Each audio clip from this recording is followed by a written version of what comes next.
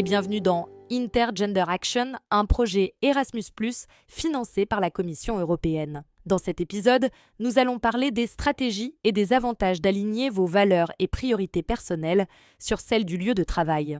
Préparez-vous à découvrir de nouvelles perspectives et à explorer des pistes de réflexion. C'est parti! Comme nous l'avons vu dans les épisodes précédents, les valeurs et les priorités sont les convictions qui guident nos actions et nos décisions. Elles sont façonnées par notre culture, notre éducation, nos expériences, notre âge et notre genre, et elles influencent notre comportement au travail. Les études en psychologie et en management le confirment. Lorsqu'il y a un alignement entre les valeurs personnelles et celles de l'organisation pour laquelle nous travaillons, tout le monde y gagne. Les employés se sentent plus engagés et épanouis, et les organisations deviennent plus résilientes, motivées et cohérentes. Alors, comment les managers et les chefs d'équipe peuvent-ils soutenir cet alignement?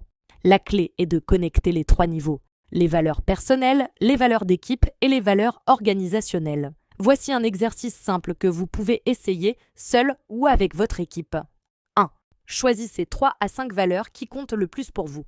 Il peut s'agir de la collaboration, de l'initiative, de la ponctualité, etc. Si vous avez besoin d'inspiration, effectuer quelques recherches en ligne peut vous aider à clarifier les valeurs qui résonnent le plus en vous. 2. Réfléchissez à la raison pour laquelle elles sont importantes, reliez-les à votre histoire, à vos objectifs ou à une expérience significative. 3.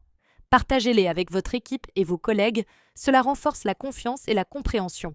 Ensuite, examinez les valeurs de votre entreprise. Celles-ci sont souvent liées à des comportements attendus, des notions comme la passion, la performance ou l'innovation. Demandez-vous, se recoupent-elles avec les miennes?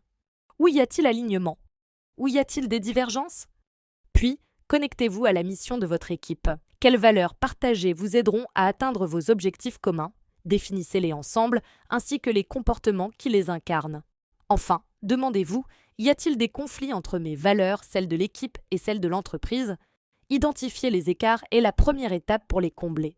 Et voici l'astuce. L'alignement n'est pas un événement unique. Revoyez ces questions tous les 6 mois environ. Maintenez la conversation vivante en vous-même et avec les autres. C'est là que vous jouez un rôle clé. En encourageant les conversations ouvertes autour des valeurs, en offrant de la flexibilité pour soutenir les priorités personnelles, en montrant l'exemple par des actions qui reflètent les valeurs partagées, en reconnaissant les efforts axés sur les valeurs et en créant un espace pour la croissance personnelle, vous aidez à maintenir et à renforcer cet alignement. Pourquoi est-ce important? Parce que lorsque les valeurs sont alignées, de bonnes choses se produisent sur le lieu de travail. Plus de motivation et de sens au travail, un meilleur bien-être émotionnel et moins de stress, une loyauté plus forte et une rotation du personnel plus faible, une meilleure collaboration et des décisions plus rapides, plus d'innovation, plus d'impact et plus de croissance personnelle. En bref, l'alignement n'est pas juste un plus, c'est un atout stratégique qui stimule la performance et le bien-être. C'est tout pour aujourd'hui. Merci d'avoir écouté notre podcast Intergender Action. Si vous voulez en savoir plus sur l'inclusion et la diversité de genre et intergénérationnelle, rendez-vous sur notre site officiel intergenderaction.eu et rejoignez-nous sur les réseaux sociaux.